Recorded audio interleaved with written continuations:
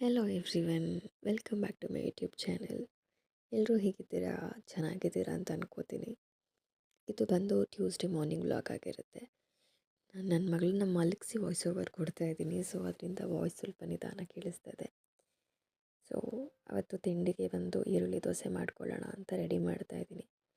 ಬೆಳಗ್ಗೆ ಮನೆಯಲ್ಲಿ ಆಫೀಸ್ಗೆ ಹೋಗೋರು, ಸ್ಕೂಲ್ಗೆ ಹೋಗೋರು ಇದ್ದರು ಅಂತ ಅಂದರೆ ಗೊತ್ತಲ್ವ, ಹರಿಬರಿಯಲ್ಲಿ ಬೇಗ ಬೇಗ ಮಾಡ್ತಿರ್ಬೇಕು ಕೆಲಸ.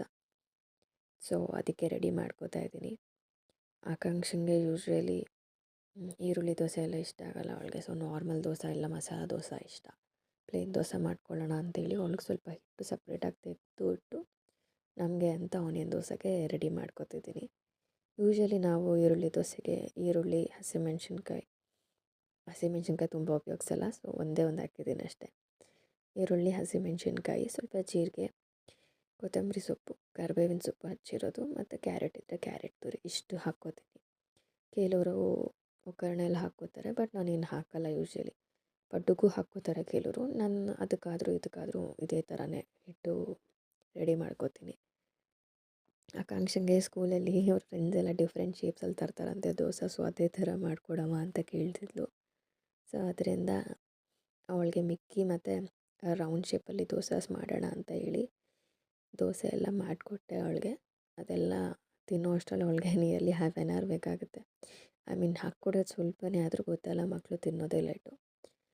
ಸೊ ಅವಳು ರೊಟೀನ್ ಇದು ಮಾರ್ನಿಂಗ್ ಟೈಮ್ಸು.